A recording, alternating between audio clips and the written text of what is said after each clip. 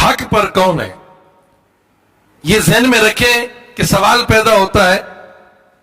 کہ ہم جو کر رہے ہیں کیا ہم صحیح ہیں یا غلط ہیں؟ میں اس طرف جانا نہیں چاہتا، اتنی عرض کروں کہ اہل بیت کے گھرانے میں سے امام زین العابدین کا ذکر آتا ہے، اور بعض نے امام باقر کا ذکر کیا ہے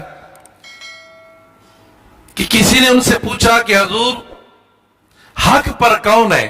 اور اس بات کو پھر میں یہ کہوں گا کہ اہل بیت کے گھرانے میں سے ایک ہستی ہے۔ پوچھا گیا کہ حضور حق پر کون ہے؟ تو آپ نے فرمایا کہ حق پر جو ہے وہ اہل سنت ہے۔ تو عرض کی کہ حضور سبھی یہی کہتے ہیں کہ ہم اہل سنت ہیں، ہم سنی ہیں، تو پھر حق پر کون ہوگا؟ آپ نے فرمایا کثرت الصلاۃ علی جد،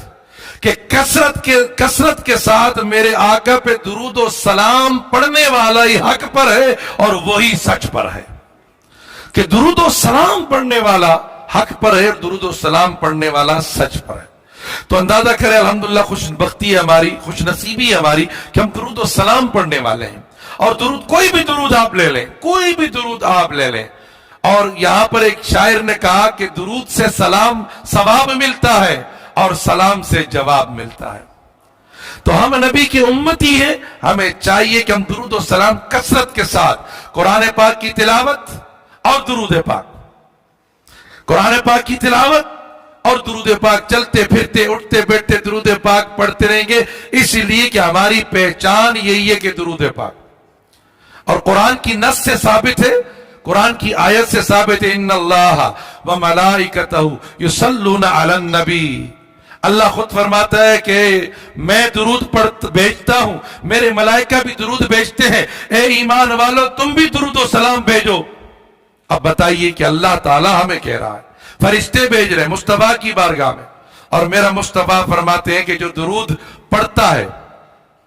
اب درود ایک ایسی عبادت ہے کہ دل سے پڑھو تب بھی قبول ہے، خلوت میں پڑھو تب بھی قبول ہے، جلوت میں پڑھو تب بھی قبول ہے، چھپا کے پڑھو تب بھی قبول ہے، بتا کے پڑھو تب بھی قبول ہے، محفل میں پڑھو تب بھی قبول ہے، روڈ پہ پڑھو تب بھی قبول ہے، سواری پہ پڑھو تب بھی قبول ہے، پہاڑ پہ پڑھو تب بھی قبول ہے، زمین پر پڑھو تب بھی قبول ہے، جہاں جہاں چلتے رہو پڑھتے رہو، چارپائی پہ پڑھو، کرسی پر پڑھو، بیڈ پہ پڑھو، آپ بیٹھ کے پڑھو، لیٹ کے پڑھو، اٹھ کے پڑھو، وضو ہے تب بھی پڑھو، وضو نہیں ہے تب بھی پڑھو، ارے دکھا دکھا کے تسبیح اٹھا اٹھا کے پڑھتے رہے تب بھی قبول ہے، چھپا چھپا کے پڑھے تب بھی قبول ہے۔ تو یہ درود ایسا ہے کہ دکھا کے پڑھ لے تب بھی قبول ہے۔ میرے نبی نے فرمایا کہ جو بے خیالی میں کہیں دھیان اور ہے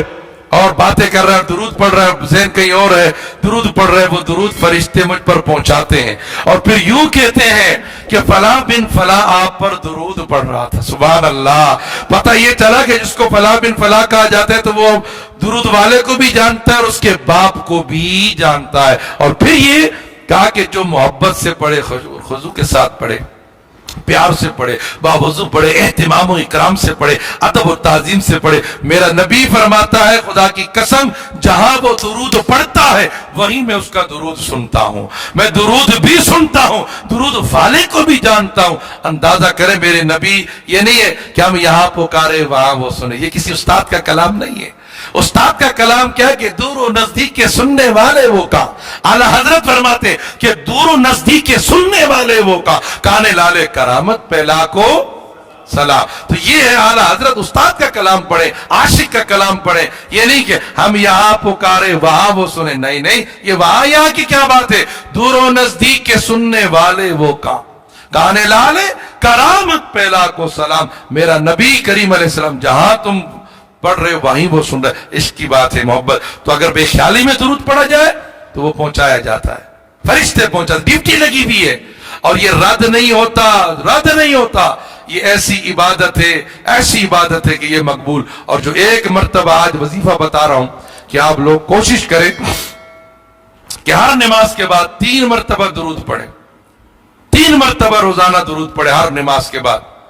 کوئی سا بھی درود میں بتا دیتا ہوں، لیکن آپ کو جو آسان لگے، اللہم صلی علی محمد وآلہ وعطرتہ بعدد کل معلوم لک،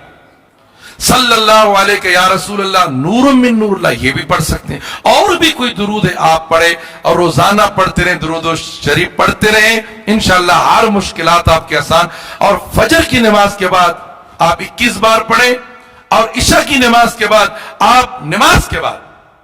درود شریف، اور روزانہ کے اعتبار سے آپ قرآن پاک کی جتنی آیاتیں پڑھ سکیں، جتنے رکوع پڑھ سکیں، جتنے سپارہ پڑھ سکیں، انشاءاللہ آپ کے تمام جائز مرادیں اور مسائل حل ہوتی رہیں گی۔ یہ سب کو جہاں جہاں تک یہ آواز جا رہی ہے میں نے اجازت دے دی، لیکن شرط یہ ہے کہ فرض نماز بھی پڑھیں اور قرآن پاک کی تلاوت